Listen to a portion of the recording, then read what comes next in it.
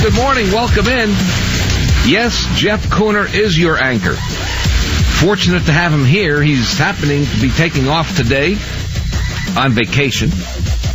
And Mike Siegel here. Good to have you with us as we hold down the fort for Jeff and the Kuhner Report. And we've got plenty to report about on the Kuhner Report this morning. I want to start with an overview of what this invasion, this foreign invasion of illegal aliens, children and adults alike, coming into through the southern border of this country, through that porous border, and giving us the possibility of a further reduction of the quality of life in America, a further burden, potential terrorists coming in. We don't know who all is coming in. Reports about people from Syria coming in through the southern border. We have no idea. Just making it through the border are these thousands of people. In fact, right as we speak, see a poster on a news piece on TV saying, "Stop the foreign invasion." People protesting.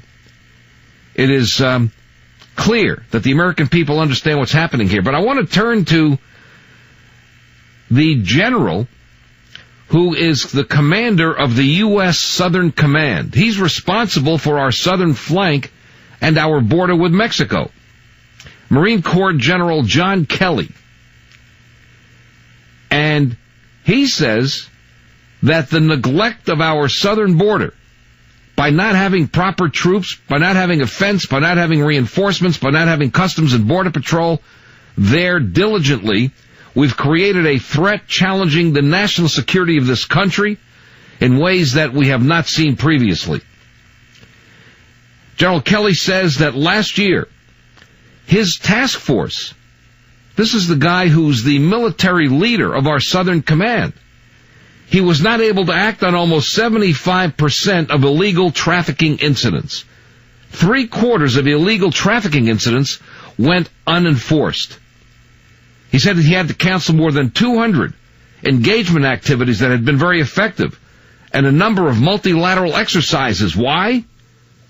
Because of service cuts, because Barack Obama is cutting the Defense Department to ribbons in terms of its funding. That's the first place he's been cutting. And Chuck Hagel, the Secretary of Defense, is right there with him.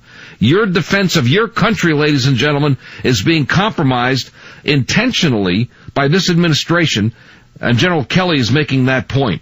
It's service cuts. And he says he doesn't expect to get any immediate relief to work with in that region of the world. He also says the area by our southern border has turned into a crime-terror convergence that is becoming worse. He says all the corruption and violence is directly or indirectly due to the insatiable U.S. demand for drugs, particularly cocaine, heroin, and methamphetamines, all produced in Latin America, smuggled along an incredibly efficient network along which anything, whether it's people, drugs, weapons, whatever, terrorists, weapons of mass destruction, and as we see now, children can travel as long as they can pay the fare. In other words, our southern border, folks, is no longer even an entity. It is done. We're not doing anything to protect it. Any criminal, any terrorist, any thug who wants to cross the border can do so. General Kelly is waving the white flag, basically. He also says that his forces are now sourced at 5% of the capacity they need. In other words, they need 95% of the troops, of the materiel, of the personnel they need are not there. They're at 5% of what they need. And he obviously says we need to protect our border with our military more than ever at this point. He also says his counterparts from other countries are basically watching the United States with the perception that we're disengaging from the region and that we're disengaging from the world in general.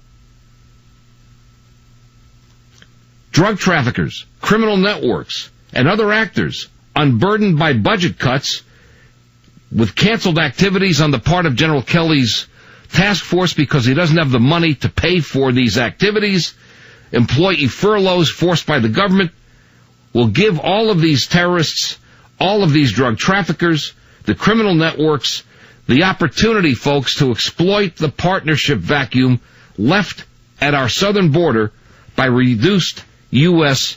military engagement. That's where the United States of America is. Make no mistake about it. We are becoming a weakened third world type country. And then we turn to a Democrat in Congress. Those of you who are still enamored with Barack Obama. A Democrat in Congress, Congressman Henry Cuellar, said on Sunday that the administration should have been ready for this surge of people coming in across the border, and they were not ready. He's a Democrat from Texas, so his state has been pounded by this. And he says, if you're a mother with children, you'll be put at a bus station. There are 500 a day just in South Texas that are being released into society. Can you imagine this? And according to Congressman Cuellar, there is an incentive that if you bring your child over here, or a child by yourself, you're going to be let go. How are we going to deal with in this country letting go of all of these people and let them just walk through the United States of America as they see fit, without any accountability, knowing who they are, where they are, whatever? And then, according to the Democrat, Congressman Cuellar, we should have been ready for this surge. The administration should have been ready. And by the way, I'm sure you've seen the news reports. The president's going to be at 3 Democratic fundraisers in Texas this week.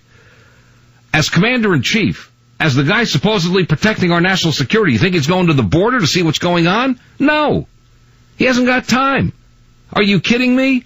They could get him there in a helicopter in almost no time to take a look at the border and see what's happening, and he won't do it. At least as of this point, it's not on his schedule, folks, so he's not going to be able to do it.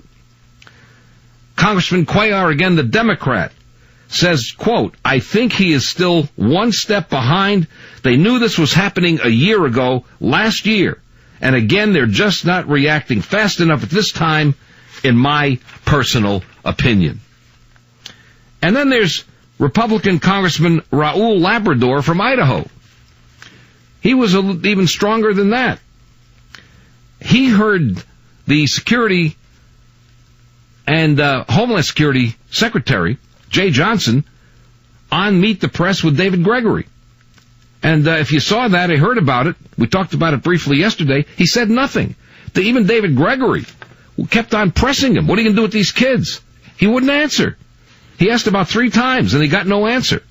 So then Congressman Labrador comes on and says, instead of it's Sunday, it's Meet the Press, it should be, if it's Sunday, it's another administration official making stuff up on Meet the Press.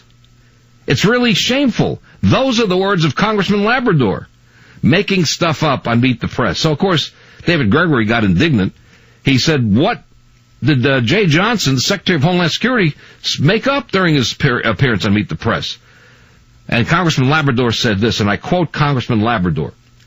He said, the number one reason these children are coming to the United States is because of the violence in these Central American countries. The reality is that the violence has existed in these Central American countries for a long period of time. And so why all of a sudden now? Which goes back to Governor Perry's point that this administration, in its own wink and a nod way, maybe is encouraging this to happen. He went on to say to Congressman Labrador, if the administration claim is true, they're doing everything they can to stem the flow of migrant children, then they would be deporting them immediately, which they're not doing. According to Congressman Labrador, the thing this administration needs to do immediately is to deport these families. I know it sounds harsh, I know it sounds difficult, but they are creating a crisis at this that is actually going to harm these children. End quote, Congressman Labrador. And he cited numerous dangers posed to the children by coming to America illegally. For example, abuse by their smugglers who bring them in. That's one problem. And deterring more children from being put in harm's way by coming to this country through illegal means would be appropriate. So 2 members of Congress, 1 Democrat, 1 Republican, taking on the administration. And of course, as I mentioned, there are still demonstrators out there opposed to this illegal immigration They stood their ground at the Murrieta Border Patrol Station on Monday, yesterday. The U.S. Border Patrol was scheduled to transfer a third round of buses with 140 illegal aliens transferred from overcrowded Texas facilities to Murrieta, California. For the third time, the buses were rerouted to the San Isidro, California Border Patrol Station near the U.S.-Mexico border for processing, and the demonstrators, patriotic Americans, gathered in areas to the north and south of the Murrieta station after law enforcement blocked off the road near the station itself. And so now, the protesters are considering this a success because these buses scheduled for Murrieta are avoiding Murrieta as long as the demonstrators remain. And there were new first-time demonstrators out there on Monday from many different backgrounds. These were protesters against these illegals coming in, folks. We're talking about young enlisted Marines, legal immigrants from Germany, Mexico, Central America. All of those groups were there protesting the illegals coming in. Well, this was a powerful, powerful demonstration. And they're going to continue to monitor the situation, and they're going to be ready on the spur of the moment. If there are any more transfers of illegal aliens to Murrieta, they're going to be there to protest it and stop it. One more point I'll make, then we'll break and get to your calls at 617-266-6868. Want to mention one example. You know, you want to talk about the aerial view of all of this. Let's talk about the ground view. There's a guy named Milton Mateo Garcia, 28 years old. A year ago, by the way, ironically, this guy is being portrayed as the Willie Horton of the immigration crisis. We here in Massachusetts are full well aware of Willie Horton and Michael Dukakis out there in Brookline. Maybe he's listening this morning. This guy Garcia, difference, of course, is Horton at least was an American. Garcia was caught a year ago entering this country illegally across the Mexican border. Well, guess what? Somehow he got back to Honduras and was deported there to go back home. Well, he re-entered the United States again illegally, and that's the second time. That's a felony, which is 2 years behind bars, but of course they never get prosecuted for that crime. He settled with his relatives in Philadelphia. It turns out Mayor Michael Nutter in Philadelphia had signed an executive order last April declaring it a sanctuary city for illegal immigrants. In other words, let's protect these criminals, is what Mayor Nutter says. And by the way, there are more than 100 cities across the country with similar policies to that. Basically, they defy federal authorities who try to deport illegal immigrants unless the person was convicted of a violent felony. And by the way, the administration gives its tacit blessing to this. They don't say it publicly, but they're glad these cities are doing that, of course. Obama loves illegals in this country. Well, Mr. Garcia, last month, went up to a 26-year-old Philadelphia physician. A woman was walking to her home in the Rittenhouse Square neighborhood, a fashionable neighborhood, I guess like maybe Beacon Hill here. Rittenhouse Square in Philadelphia is a very fashionable neighborhood. She had been out with some friends for the evening, was walking home. He then forced the woman into her apartment and raped her repeatedly. He then stole her cell phone, rode away on his bicycle. And in a rather dumb move on his part, he kept her smartphone in his possession, and how the police found him was they called her number and located the signal and found the guy. Now he's facing prison for rape, kidnapping, and robbery because he entered this country twice illegally, and shame on Mayor Nutter, who allowed this woman to be raped by signing that order to let illegal criminals come into this country and take advantage of the woman, and thousands more like that. It is thoroughly unconscionable. We'll come right back to your calls, to your thoughts about this. You want to keep bringing illegals in, folks? Love to hear from those on the far left wacko side. If you want to try to defend that position, number to Boston, 617-266-6868, 617-266-6868. Where are we going in this country? Stand up and be counted. Let's hear from you next. Mike Siegel for Jeff Kuhner at Boston's talk station WRKO at 620. Welcome back in, folks. Good to have you with us. Hope you got the magnitude of what we were talking about before the break. Mike Siegel for Jeff Kuhner at Boston's talk station WRKO. General Kelly in charge of our Southern Command, the Marine Corps general, says our border is porous. He doesn't have anywhere near the military staff he needs because of the budget cuts to defend the border. Period. Case closed. Anybody can get in here as they choose to. Terrorists, criminals, drug dealers, arms dealers, whatever. They're just crossing the border as they see fit. And we have this situation of the one example of this guy who raped a woman in Philadelphia, because we have a physician being raped in Philadelphia because the mayor makes it a sanctuary city. And so a guy who was deported and then came back, went to live with his relatives, wound up raping this woman. And how many of those crimes are there? There are thousands of those crimes by illegal aliens against American citizens because this country refuses to enforce the law. Dave, at 617-266-6868. You're on with Mike Siegel for Jeff Kuhner at WRKO. Good morning, Dave. How are you, Mike? Frustrated really because this country could solve the problem and won't do it. I'll tell you something. I think for every action there is a reaction. I think that might have been one of Newton's laws. And I think it's time, and again, it's going to sound extremely illegal and maybe criminal. I think it's time for some generals. Was it General Kelly you said? General John Kelly, in charge of the Southern Command. He's a Marine Corps general. Seem to be on the side of the conservative USA, as opposed to Hagel, who's on the side of the liberal USA. And I think that it's time, and I hate to say it, for some type of a military coup, along with a civilian coup.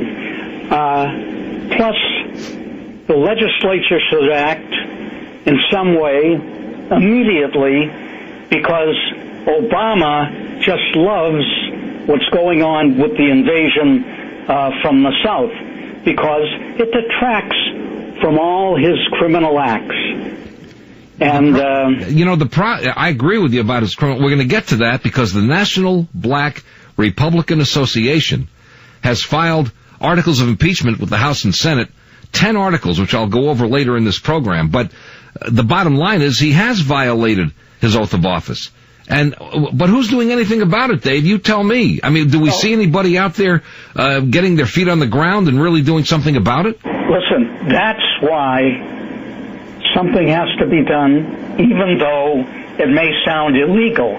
Because when you play a game in sports and one team acts in a certain way, the other team has to counteract and throw something at them in the same manner. In other words, if they're going to change the rules of the sport, of the politics, then the other side has to do the same thing.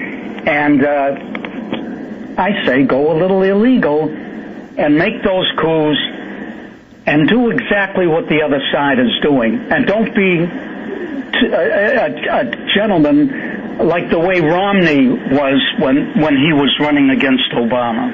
You know what your call points out, and it's quite fascinating what his call points out. Think about this. Here's a guy who sounds pretty reasonable.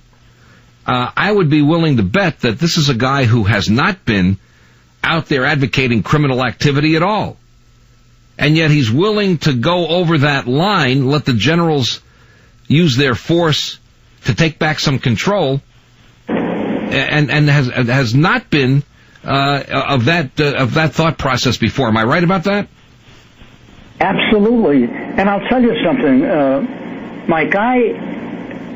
I happen to be 82, and I was born around the time of Franklin Delano Roosevelt. And of all these years, I have never seen anything like this at all. What's going on with the immigrants from the South, illegal immigrants from the South, what the president is doing, what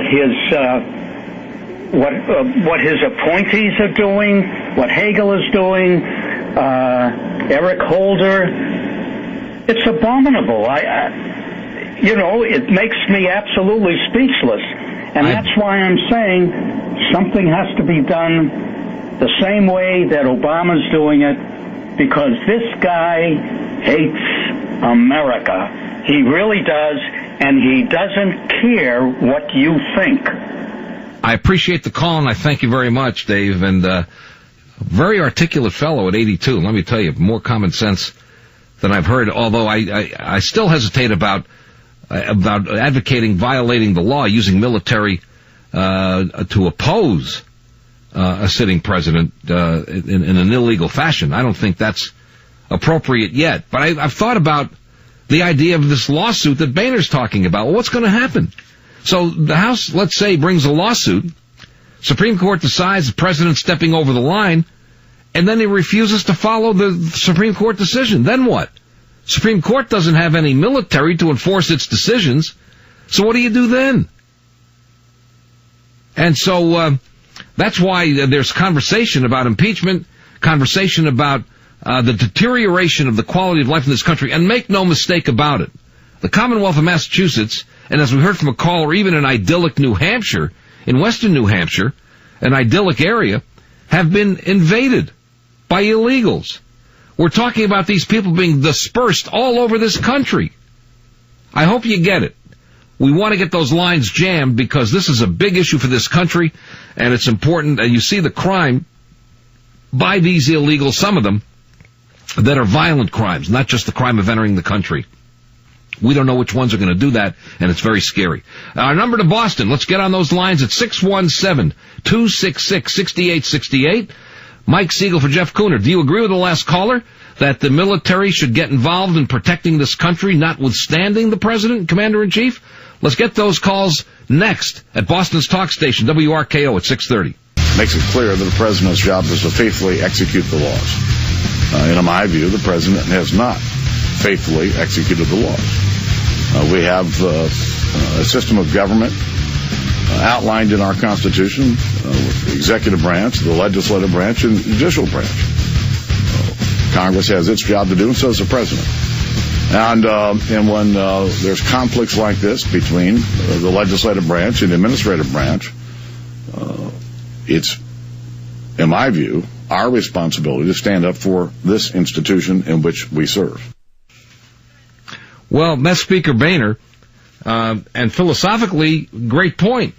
Problem is, if he brings a lawsuit and the Supreme Court says, Mr. President, you stepped over the line, does anyone out there believe Barack Obama will follow what the Supreme Court says? What do you think about that? I think it's good to file the lawsuit. I think it's good to get on record what he did. And if he doesn't follow the Supreme Court, then it's time for impeachment without question. And I think Democrats would even go along with it because they don't want to lose massive elections in November. Start with your calls. Richard, you're on with Mike Siegel in for Jeff Kuhner at WRKO. Good morning to you. Oh, good morning. There's a paper that was published by the Center for Immigration Studies that I found particularly useful. It was written by a Mexican political scientist, and it was written to somebody who works with Frank Guenta.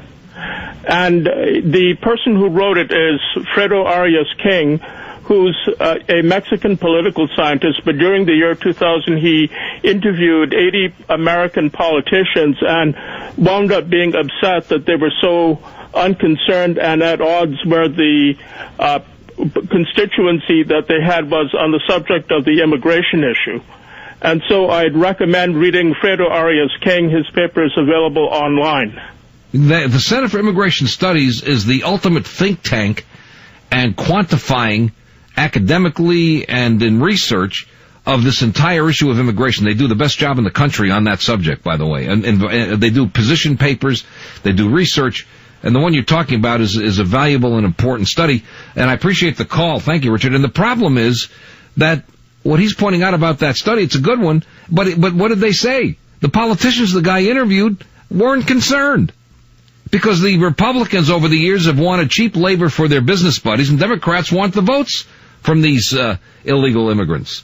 Bob, you're on with Mike Siegel in for Jeff Kuhner at WRKO. Good morning. Hey, good morning, Mike. The Republicans really need to take and not just try to impeach the president. They need a plan on this. First thing they have to do, they have to impeach Eric Holder. He's going to take him, and he is impeachable. They have to take and get him out of the way. He's going to run into interference. And Harry Reid is never, ever going to let impeachment proceedings go through the Senate. What's going to happen when the Republicans win the majority of the Senate in November?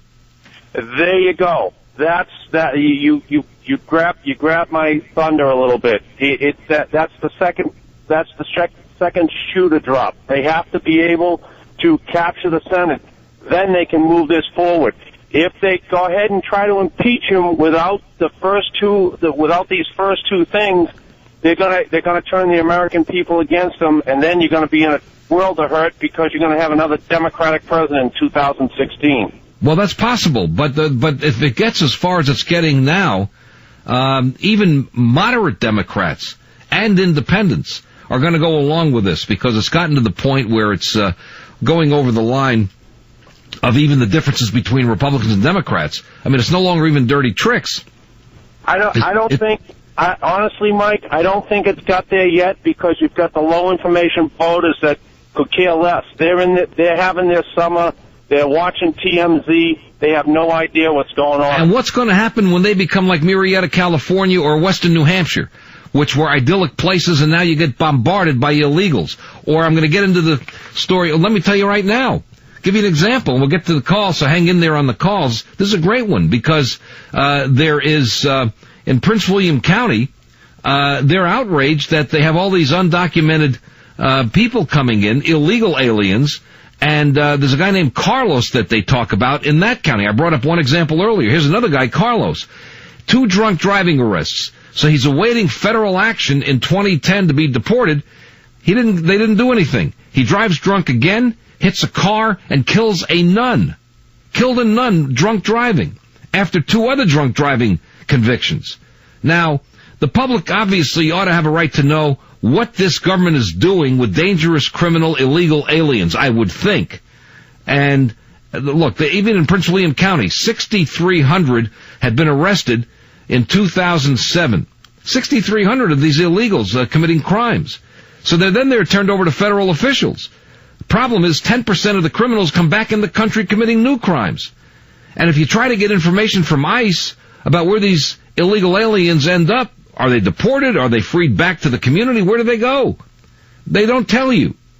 And so people in this country have no recourse about this. That's the problem. Because there isn't a rule of law. It's a rule of left-wing radical point of view. Let's go to Dan next. Dan, you're on with Mike Siegel at WRKO for Jeff Kuhner. Good morning. Mike, good morning. Glad to have you in this week. We appreciate you getting up so early out there in the West Coast. Thank you. As a former military member, U.S. Army officer, I can see that eventually this could go to having to have a U.S. military as well as veterans having to step in at some point. You have the administration, I think, that's very much aware of this. A few years ago, they came out with a paper that said, look at former military members and veterans as being extremists. I remember that. In fact, that was Janet Napolitano, the Secretary of Homeland Security, said that. Correct. She said that it was the danger to this country is not the illegal aliens, it's the right-wing military veterans, which was astonishing. And you risk your lives for this country. And then you come back, and that's how you're insulted by the Homeland Security Secretary? Are you kidding? That's exactly right. The other thing is, too, we talk about when you hear something over and over and over again, people change their perceptions based upon what they hear. And I'm not trying to be just trying to be fair here.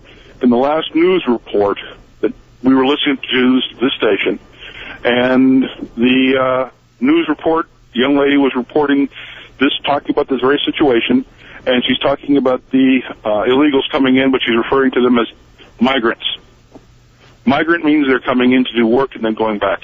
You know, they're illegal aliens. They're not undocumented workers. They're illegal aliens, period. Correct. But unfortunately, the Associated Press policy, New York Times policy, Los Angeles Times, I'm sure the Boston Globe, they don't want to use the phrase illegal alien. No. But we even have our own Attorney General here, Martha Copley, who says it's not illegal to be illegal in Massachusetts. Well, she's crazy. She should be stripped of her law license and I happen to be licensed in Massachusetts, by the way, as an attorney. Title 8, Section 1325 of the U.S. Code, I read it on the air yesterday. It's a law that says you can't come into this country without authorization. That's right. My point is, when they're starting to, an administration and the government in total starts to disregard the law, something's eventually going to have to happen. There's going to become a tipping point. Well, you think about this. I thank you for the call. Think about this, folks.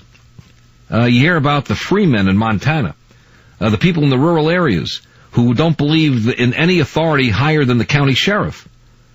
Those are people that are living in their very own world, in their very own way, and what's going to happen when that kind of group gets so inflamed that they see no option other than to do something and take the law into their own hands? That's pretty scary that might happen in this country. And that's why you heard all those stories about Homeland Security having bought up a billion bullets. Scary. All right, Al is next. Al, you're on with Mike Siegel in for Jeff Kuhner at WRKO Radio. Good morning to you. Good morning. Hey, you're doing an excellent job, by the way. What I'm noticing with this whole Obama thing is it's like, one train wreck after another. But he seems to be following Lenin's guidelines as far as socialist revolution. Well, but the guy called yesterday and said Obama's a capitalist. Did you hear that? Capitalist, communist. That's what the guy said. He must have been confused. But no, seriously. Well, he's a capitalist with his own money. He's a capitalist with his own money.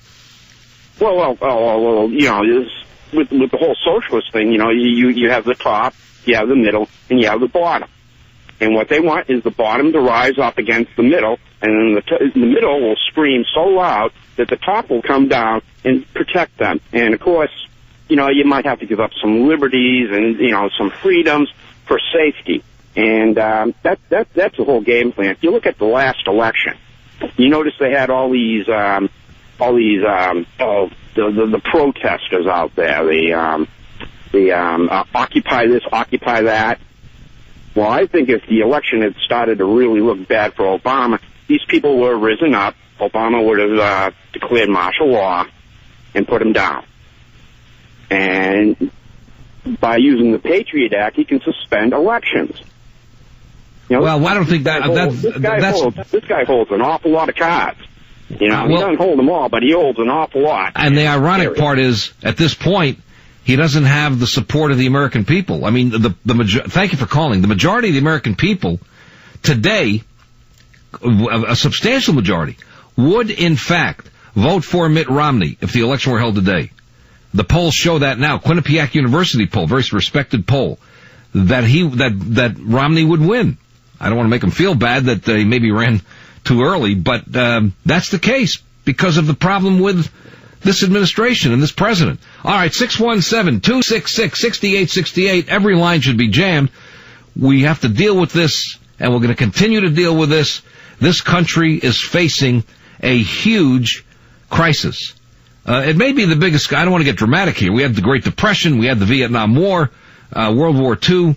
But this could be the biggest crisis domestically in terms of our politics since the Civil War. Good to have you with us. We come back with lots more. Jeff Kuhner program, Mike Siegel in at Boston's talk station, WRKO. The broader issue of immigration reform, what the president can do without Congress, since Congress is not going to get anything done. What is the one thing he'd like to do on his own to address the millions of illegal immigrants here in this country now? Fix our broken immigration system. This is something he can't do all of that by himself. What can he do by himself to take There are a number of things that the president and I, within the confines of the existing law, can do to fix the broken immigration system, and we will. If Congress doesn't act, we will. So what will you do, Secretary Johnson? Violate the law again by just doing it on your own? You're doing it right now, Secretary Johnson. You're violating the law right now by letting people in illegally and not enforcing the law against their being here illegally. And then Gil Kurlikowski, who's the guy in charge at the border, former police chief in Seattle, says that these are not dangerous people. I just cited 2 people who have committed horrifying crimes. One killed a nun. The other raped a female doctor. in Philadelphia. The other one in Prince William County, Virginia. Nice neighborhoods.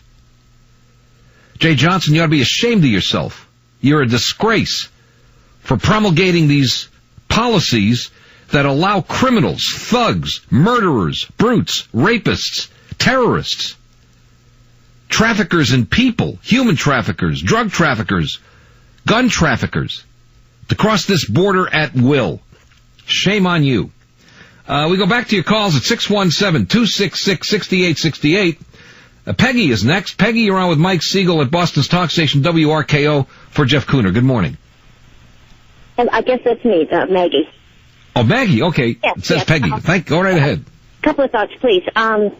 Regarding this devastating situation, what would happen if we as Americans let a group of foreigners come through America and go into Canada? Would we have any responsibility to stop them along the way, or would we just let them go on and invade Canada?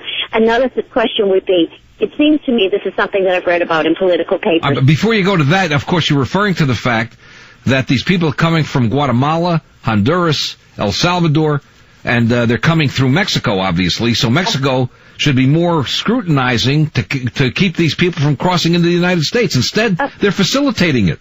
Of course, they know that these buses are going through and coming into America, and so obviously they're not any friend of ours, and we could never look to trust them as far as I'm concerned. And the other thing is the political concept of creating chaos, which is what's happening, to create another order. And that order is always to suppress the citizens who would rise up and demand rule of law. Well, you know, we have to rise up and demand rule of law.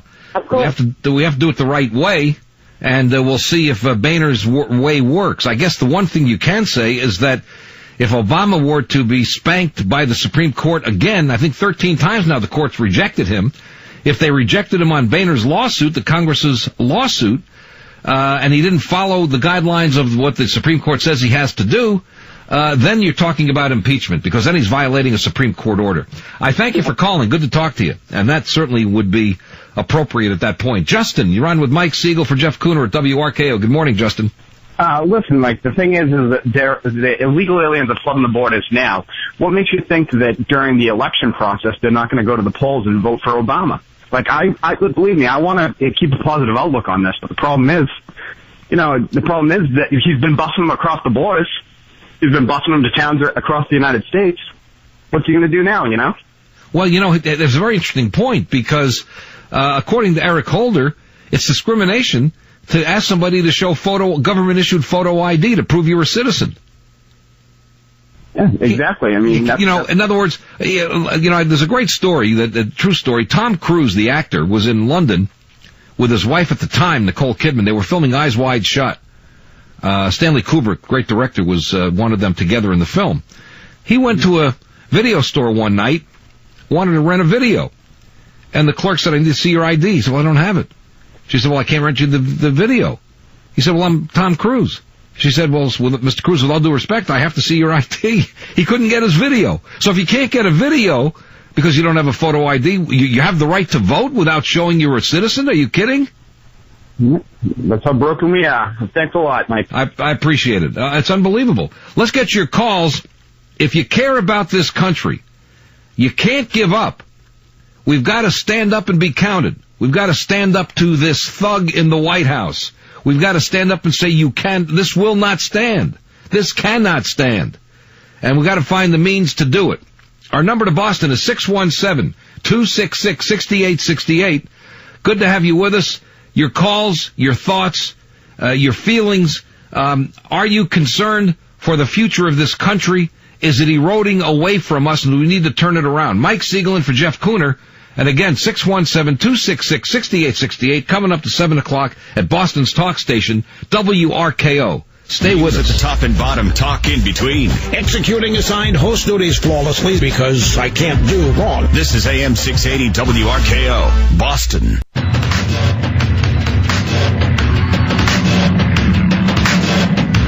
Welcome back in, folks. Good to have you with us. Mike Siegel here for Jeff Kuhner. Good morning to you as we are at 7:05, and it is a day and a period in which much will happen to determine the future of this country, whatever decision may be made, and whatever approach we take. And obviously, if the Republicans don't stand up to the president, in a political sense, the people may take this matter into their own hands. And that is something we don't need, although in the original Declaration of Independence, it makes it very clear about the rights of the people. Because here's what the Declaration of Independence says, of course, issued July 4th, 1776. When a long train of abuses and usurpations, pursuing invariably the same object, evinces a design to reduce them under absolute despotism, it is their right, it is their duty to throw off such government and to provide new guards for their future security. End quote, Declaration of Independence. Have we gotten to the point of Barack Obama being a despot? Disregarding law completely? Disregarding reality completely? Disregarding the Congress and the courts completely? Think about that one. At the same time, there is something quite fascinating going on. Of all people, General David Petraeus, you want to get some background to this. Why is this happening, you might ask? Why is all of this nonsense of breaking American law and allowing illegals in happening? It's because there are those who do not believe in the sovereignty of this nation. They believe in globalism, in regionalism, and they do not believe that the United States of America ought to have the borders that it has. We already know there are radical Mexicans who believe Southern California still belongs to Mexico. They have refused to honor and accept that Southern California and California itself are part of the United States. I'm sure they think the same about Mexico after we defeated Santa Anna.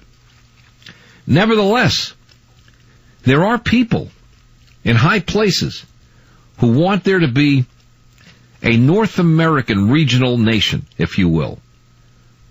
A federation of the United States, Canada, and Mexico. And I said some surprising people, one of whom is General David Petraeus, of all people. He's gotten involved in this notion of bringing these three countries together. So you ask yourself, why is this happening? I guess it's because they want to wear us down. That's why you've got to stand up and be counted. They want to wear us down in order to finally say, all right, let's just bring the United States and Mexico together in a federation so that the border is open to Mexicans to come in and Americans to go south. Now, do you want that kind of freedom? Do you want that kind of so-called openness? I don't. I want the United States to protect its borders. I don't want, obviously, we're not going down there except on vacation to Cabo San Lucas or Mazatlan or Puerto Vallarta. We're not going down there for the same reasons Mexicans would come in here in floods if that happened.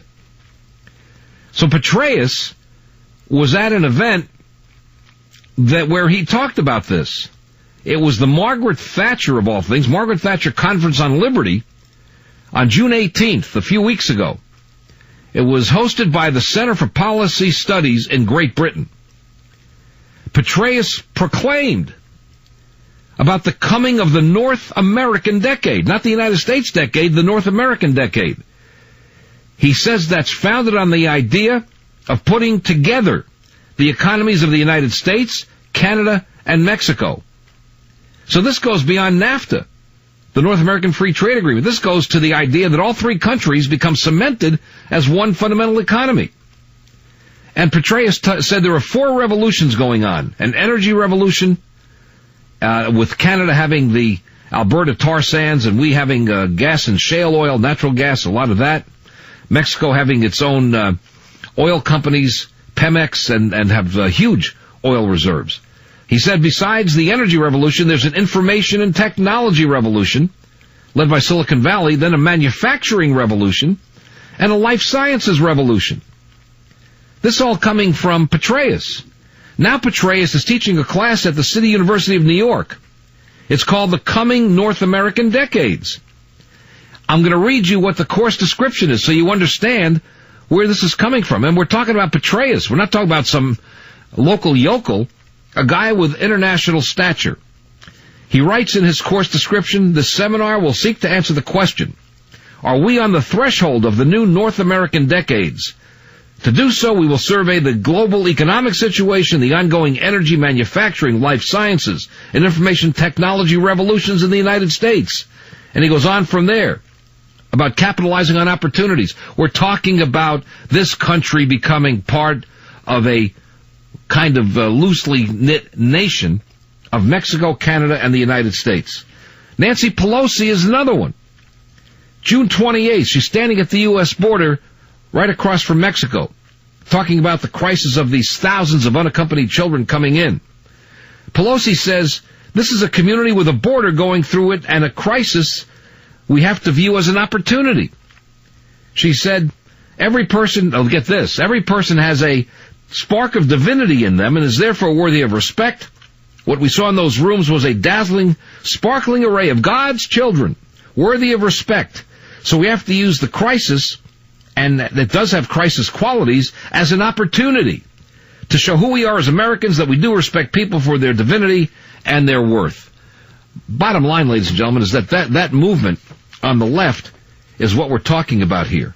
It's a movement to take down the sovereignty of this nation, sanitize it, and make us part of a much larger North American organization. September 20th of 2013 at the Mexican Ministry of Foreign Affairs in Mexico City, Joe Biden gives a speech. He says, quote, you take a look at the United States, Mexico, and Canada. You sit there and say, why isn't there even more cooperation? It's just so natural geographically, politically, economically. Biden, Pelosi, David Petraeus, that crowd, and many others, wanting this country to have its sovereignty reduced, and therefore, having these Mexicans come in, they think that the Americans will finally throw up their hands and allow it to happen. Are you going to allow that to happen? I certainly hope not. 617-266-6868. I want to hear your calls about this and this movement by some powerful people to change this country's sovereignty. Dan, you're on with Mike Siegel for Jeff Kuhner at WRKO. Good morning. Good morning, Mike. Just listening to you, I just had a whole lot of stuff going through my head, but the same argument I used with the immigration, the amnesty people in front of the State House a couple of years ago. I was at a gun rally, but they were out front protesting the abuse of people that come in here illegally. But I told them, I said, once you come here and you have the same attitudes that you used or had, that refuses you to change your own country, you come here thinking it'll be better, but if containing the same attitudes and lack of whatever that made their country difficult or made them not work out like the founding fathers did with the Declaration of Independence. They want the handouts. They want the handouts, Dan. That's what they want. Well, unfortunately, at 18 trillion, eventually they're going to not have anything to give them, and then this country will be like their country. So the support that we used to do to help countries that were struggling, and we've given them money. I just listened to Jeff Kuhner, and so we give them money, but they take the money and nothing seems to change in their country.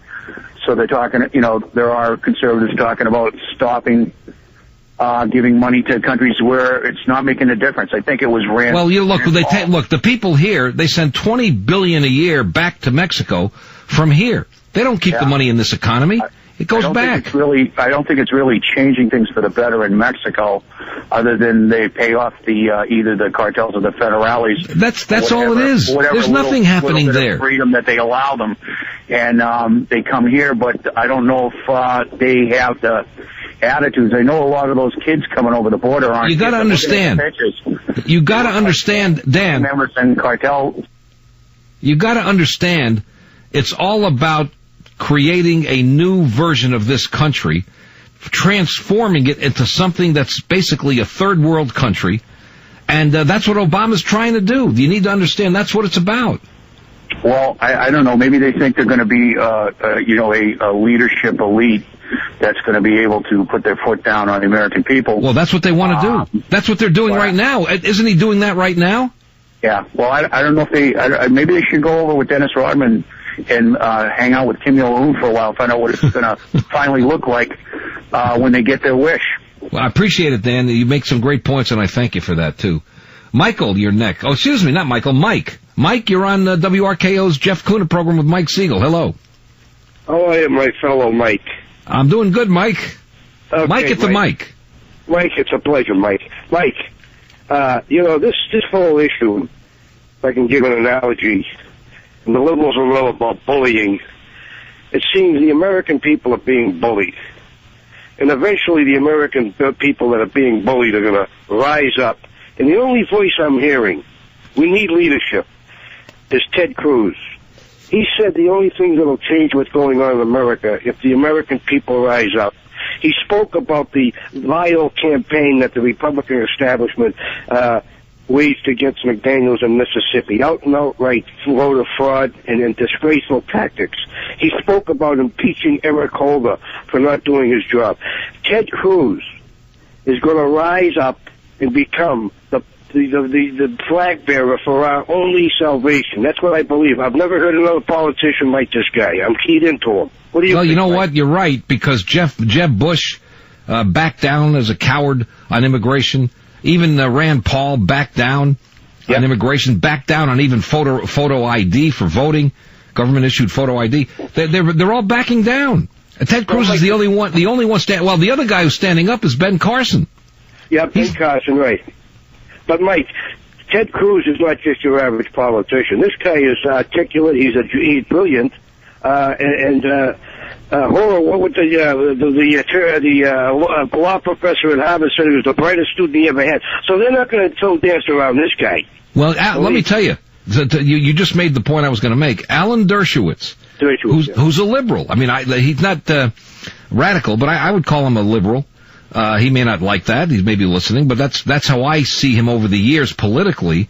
But he calls it as he sees it when it comes to legal issues. He's not liberal or conservative on legal issues. He calls them as he sees them.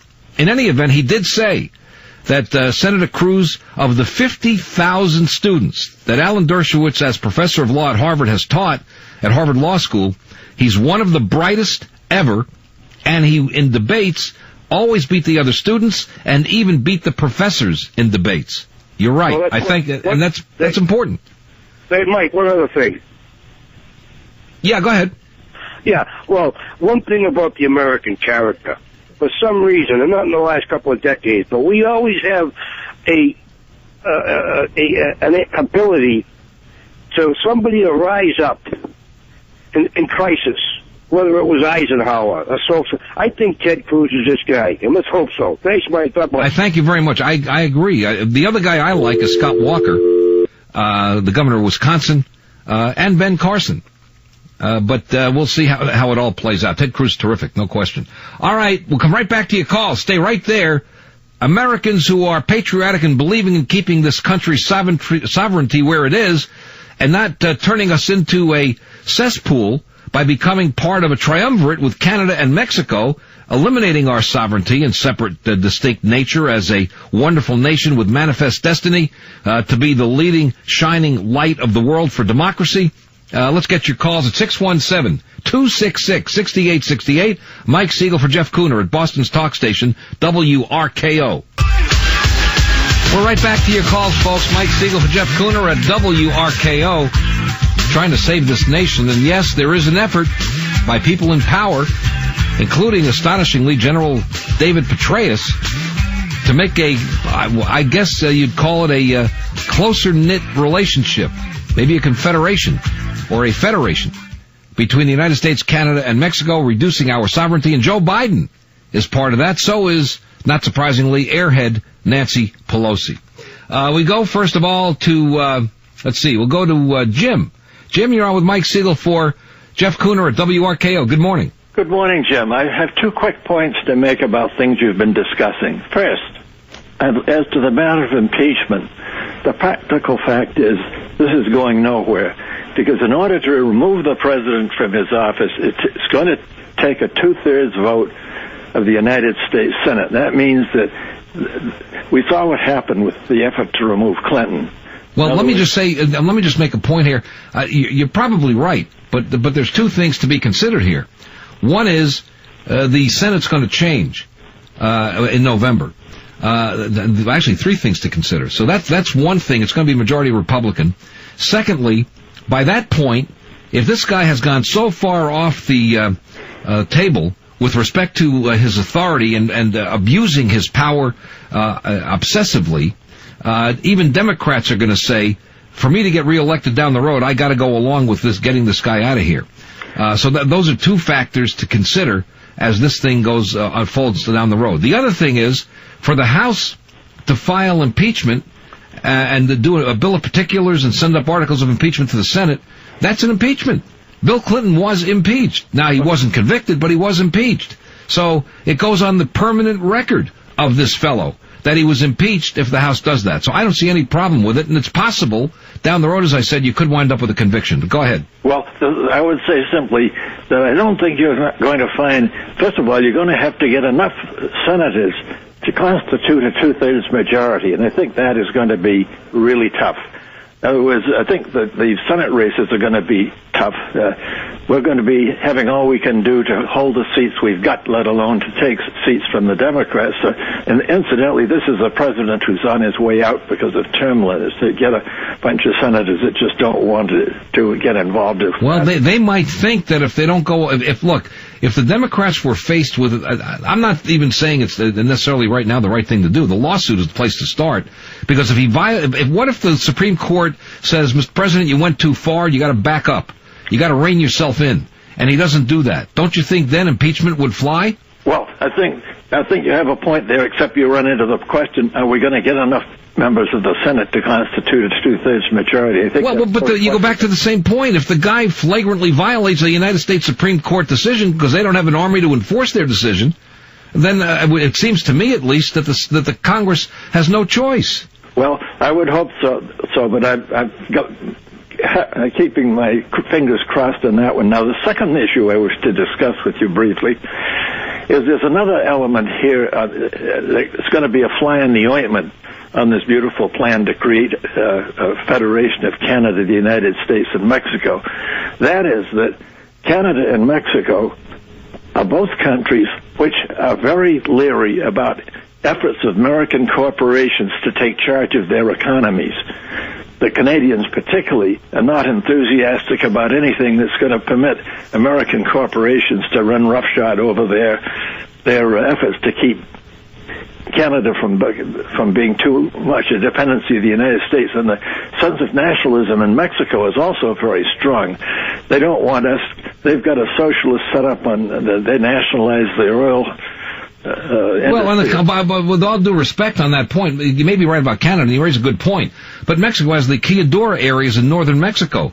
There are all kinds of breaks American corporations get to be there and not pay any taxes. And they get cheap labor. Yeah, but see, that's because the Mexican government permits it. But there's a difference between that and, see, we've got a bunch of people in our corporate offices who have dreams of taking charge of the economies of these two countries, and this has been a long-time problem. Look, it's a global issue. The multinationals want to reduce the sovereignty of all nations. Absolutely. And so Canada may have no choice, but that the multinationals want to get to the point where they're going to wind up having the control over economies of countries so that the countries go along with the multinationals. Thank you for calling. Okay. I appreciate great points, and I appreciate it. Howie, you're on with Mike Siegel at WRKO. Got about a minute. Go right ahead, Howie. Good morning, Mike. I just think should endorse, you got to know your caller, 82 years old, discussing what his view of what's happening in this country. I just have to endorse it. But unfortunately, I think we're facing what I would call a democratic fascism. When you have to show your license to buy, if you're under 21, to buy a pack of cigarettes or liquor, but you need nothing to vote, there's something wrong with this whole system. That's all I have to say. I thank you. Well, you said it succinctly. I appreciate it. There's no question about that. It's a precious right to vote. Look, I don't mind a left-winger canceling out my vote if they're an American citizen. But the fundamental issue is we need to have that contained. We need to have the right to vote contained to American citizens who can prove they're citizens. And it's not too much to ask of Americans to do that. Mike Siegel for Jeff Kuhner. Let's get your calls at 617-266-6868, 7:30 it is at Boston's talk station, WRKO. And we're back at it, folks. 7:37 it is. You know, this is off topic, but I'll just make an observation. 3 Israeli teenagers get butchered and murdered by blasphemous murderers in the Palestinian extremist movement. Just absolute murderers. Nobody says a word. New York Times sits there yawning. One Palestinian teenager, tragically, horrifyingly, gets killed. Shouldn't have happened. It was terrible. People who did it should be brought to justice. But that gets all the attention. I guess Jewish kids don't matter as much as Palestinian kids to the New York Times, which used to own the Boston Globe. I think they no longer do. All right, let's go to your calls, comments, thoughts, and reactions, although the Globe hasn't changed its views very much, at 617-266-6868. Let's go to Steve, first of all. Steve, you're on with Mike Siegel in for Jeff Kuhner on this subject of the United States sovereignty and what we're going to do about trying to avoid becoming a federation with Mexico and Canada. Go ahead. Good morning, sir, and thank you for taking my call. You're refreshing and you're eloquent in this gulag called Massachusetts. Now, I like that. I've never heard that before. I've heard Taxachusetts, never heard Massachusetts. That's great. That's where you're at, and that's where you're beaming probably a lot of watts. Now, what I like about what you said is that you give background information that a lot of hosts do not do. So let me elaborate on this. In 1987, there was a book published by Scott Stephen Powell. It is titled Covert Cadre, C-A-D-R-E. And it's called Inside the Institute for Policy Studies. It has an introduction by David Horowitz, and it describes where all the rot is, okay, how the NGOs got into the government, what methods of media they own, and how they go about their business. And basically, as Trotsky said, he had a lot of contempt for those, call them lefties, I call them left fascists, that think they are democratic. They're not. Go to folks like Vladimir Bukovsky, a well-known dissident. Go to Anatoly Golitsyn, and what you've described for your listeners is a thing called convergence, which means merging the capitalist system with the communist system, and it takes 30 to 40 years to do that. And it's described in that particular book. The book was published in 1987. It tells you exactly what the Institute for Policy Studies is, who their leaders are, and you see them in government right now. By the way, let me just make one point to you, and I'll let you continue. That's a very incisive comment, because China is a communist government, and they're trying to create a capitalist economy. It's hard to do that, but because people need to understand, communism is a political system, socialism is an economic system. Correct. And the people need to understand that. Well, you said that very eloquently, and yet you don't mince words, and that's what most hosts do in this country, and I'm an immigrant. I understand perfectly what's going on, how it's being done, and you have to be very careful. We have the greatest experiment in the last 500 years, which was the founding of the United States and the American Constitution. Now, the American people have to understand that we have no time to lose. We have a date coming up, an historic date, the 250th anniversary of the American Revolution. It's coming up in 2016. And we have to do something, and we have to do it now. We have a Congress, which, in my opinion, are Taliban sitting in Washington, D.C. There's 535 of them, and they need to go to the border, whether you're a Democrat or whether you're a Republican, and show up there, show your face. Don't just sign bills that you don't read, but you have to go down there. And we, the people, for the people, and by the people, have to make those calls to these congressmen, whether they're Democrats or Republicans, and force them to go down there and stop this nonsense. If you do not, this great experiment will end, and trust me, it will end, and it will turn into either fascism or some strange convergence of communism, Stalinism, Marxism, capitalism, call it anything you want, but it will be an oligarchy, and it's going to rule us, and it's not going to be pleasant. Thank you. Well, I would just point out to you, what you've said is a great analogy to what happened in 1648. King Charles was beheaded. Oliver Cromwell took over England. because Parliament sat on its collective posterior end and did nothing, while the king was just usurping from the common folk all of their tax money in the feudal system. The common folk didn't own anything. They worked the land for meager return, had to pay a lot of taxes to the king, and it created a groundswell of a revolution because Parliament sat there and did nothing. If Congress sits here and does nothing while this president does what the King Charles did in those days, you could see the same thing happen. 617-266-6868. I'm kind of puzzled why there's an open line. There should not be, because if you care about this country, you want to participate and express your view. Let's get your calls coming in as Bill is with us on the Jeff Kuhner program. Mike Siegel in. Bill, good morning. Hello, good morning. I wanted to talk about the one North American country idea. And first of all, I don't believe it for a second that it would ever come to pass because we could never agree on something that big. But as an intellectual exercise, it's very interesting because who's to say that the era of American expansion is over? You know, if you view it as a view of the Louisiana Purchase or the Alaska-Hawaii, which was only in the 1950s expansion, who's to say that the era of American expansion is over? Well, wait a minute. Hawaii, we took over Hawaii in the 1890s. Walked in and just said they were peaceful people. We just took them over. Yeah, in the 1890s. We expanded our borders, and now you're saying that if we expand our borders, that's somehow bad for us. Well, wait a minute now. Make a good point, but let me just clarify something here. This would not be about expanding our borders. It's about all three countries coming together in a shared economy with a shared economic system, a shared currency, all of that stuff like the European Union has, and we would be diffused. In other words, this is not expansion of the United States. It's having Canada and Mexico hang on to the United States economy and benefit from it, where we would be detrimentally harmed by it. Well, I'm sure that argument was made when they expanded to take over Texas as well.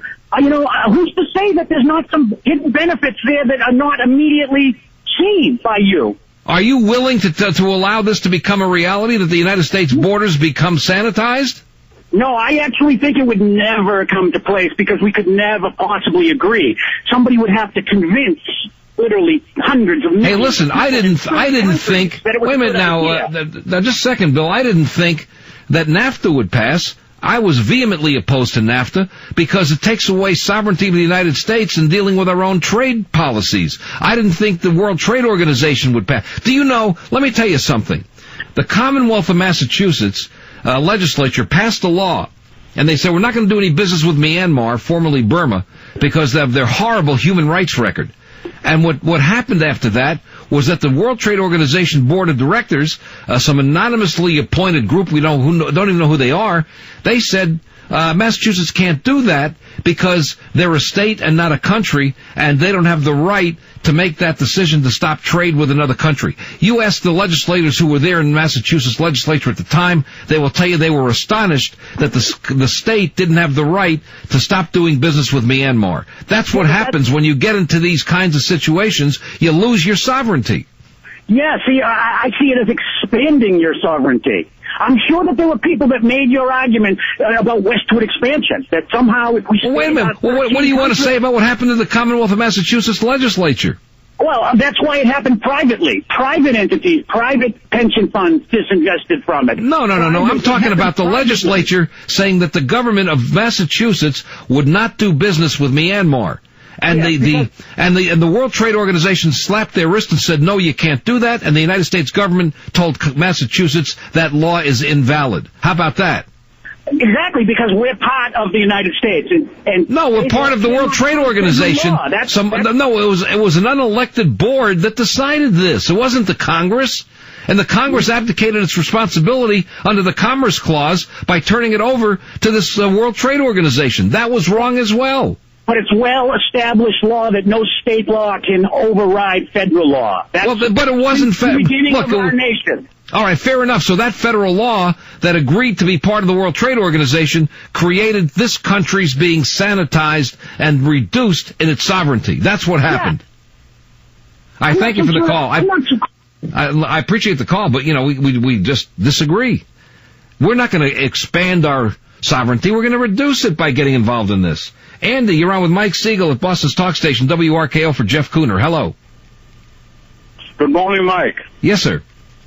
I would just like to comment on one thing. Yesterday, watching that the TVs covering the buses, the people getting off on airplane and on buses, and there was a big crowd out there, and the only one American flag was flying. Only one. And plenty of Mexican flags fly in this country lately. I understand that, but as a veteran, and I fought for that flag, Mike. On this land, only stars and stripes should fly. You want to fly the Mexican flag, the Puerto Rican flag, or whatever flag, go to that country and fly their flag. I don't mind the Puerto Rican flag. Puerto Rico is a commonwealth of the United States. We have sovereignty over Puerto Rico. But Mexico, why should we be flying Mexican flags in this country, for goodness sake? I mean, how insulting is that? Absolutely not. You're 100% right, and every red-blooded American should stand up. This is the land of the Stars and Stripes, and only the Stars and Stripes should fly. I appreciate it, sir, and I thank you for your service to this country as well. Our number to Boston is 617-266-6868. We shouldn't have open lines, but we do, and I want you to fill them up because it's your country, and here's your golden opportunity to speak to many, many, many thousands of Jeff Kuhner listeners to share your views to protect this nation from this usurping of power by the left-wing radicals like Nancy Pelosi, Joe Biden, General David Petraeus, who want to sanitize this country, make it part of a triumvirate, Canada, Mexico, and the United States. What are your thoughts about that at Boston's talk station, WRKO? Coming up now to 7:54 at Boston's talk station, WRKO, Mike Siegel for Jeff Kuhner. Let's go to Matt, first of all. Matt, you're on with Mike Siegel for Jeff. Good morning. Matt, are you with us? I'm with you, Mike. How you doing? Good, thank you. You're doing a great job. Hey, listen, you met our village idiot, Bill, that calls up every day. Yeah, I just wanted to say I love it when that guy calls up because it's just such a reminder on how out of touch the left is, with their surroundings and how brainwashed they are. And if we don't do something soon, this is starting at an early age. They're teaching this in the schools. They're overrunning our children. They're going to grow up to be a bunch of Bills, and we're going to be outnumbered. I mean, I realize we pretty much already are, but you've got to realize intelligence is outnumbered. And pretty soon, if we don't do something now, we're going to be overrun with Bills, and then it's going to be too late by then. Well, that's why we have to stand up and be counted. Now, you see, my point is, I want everybody who can get through on these lines to call on this program today, and I'll be here tomorrow, do the same thing, because everybody who calls in their own way is making at least that commitment to sharing your views, and then that's catalyst to getting involved. I commend the people in Murrieta, California, who are standing there and saying, don't bring these illegal immigrants into this country. We don't want them here. Absolutely, those are true patriots, and if you want to show your patriotism, you do exactly what they're doing. And the left is going to smear them on TV and say they're un-American and yada yada yada. It's just a bunch of BS. Anybody with half a brain in their head can realize that. I know Bill can't right now because he's eating his Hot Pockets on his EBT card right now. But for all the people that want to do something and try to change what's going on, the people out there are doing the right thing. I appreciate it, and I thank you very much, and thank you for calling that. Dave, you're on with Mike Siegel for Jeff Kuhner at WRKO. Good morning. Good morning, Mike. Kudos to you, as a couple of other callers have mentioned, for going in depth on this issue, because, quite frankly, the American public, I don't think, are capable, on the whole, of understanding the issue outside of just basic talk radio. They're watching The Young and the Restless, aren't they? Exactly. And you've gone beyond that, and like I say, kudos to you. Thank you very much. And now let me just quickly say, you had mentioned General John Kelly previously, and Petraeus, and all these guys. Well, John Kelly he's the SOCOM commander. He's in charge of Southern Command. Somebody like that does not get up on his own. What they're trying to do is shape the issue, create this crisis, so now they can move down and pacify Mexico, Central, and South America. There is a larger agenda. and it's part of the North American Union. And it does not limit itself to Mexico. It goes beyond to Central and South America because of the resources there. So you have to really examine further what's going on. It doesn't look at first glance to be what it is. This isn't some general standing up and saying, well, we have to defend our borders. Believe me, he's not going to sit there and go against what the prevailing powers dictate. And as far as Bill goes, what Bill doesn't realize is he thinks this is some grand liberal left-wing utopia that's being created, when in actuality this is being driven by the exact people that Bill hates, which is a global capitalist. And this is what he doesn't get. It's not going to be the pretty picture the left has described to him or he envisions. This is being driven, as I said, by a rearrangement of the global order to put us down and lift other nations up. So wherever he is, economically, socioeconomically, he is going to drop down several pegs, as are most of us. And we see it happening now with the skyrocketing prices and our plummeting standard of living. There's no question about that. The American people, in large majority, are now saying this is the first generation, their kids, who are living lesser than the prior generation in terms of the economic standard. How many, do you know how many, about a third of young people, millennials, are going back home to live? And I appreciate the call, and I thank you. Well said. The kids are going back home to live because they can't get jobs. They can't find jobs anywhere. This guy creates jobs, Obama. You know what kind of jobs? Jobs that are part-time, so they don't have benefits. 75% of his jobs created are part-time. They mean nothing. They're not family wage jobs. He's done nothing for small business, which is a whole other question. More of your calls after we come back. 617-266-6868 at Boston's talk station, WRKO. News at the top and bottom. Talk in between. Yes, it is. Thank me very much. Go right ahead, my friend. This is AM 680 WRKO, Boston.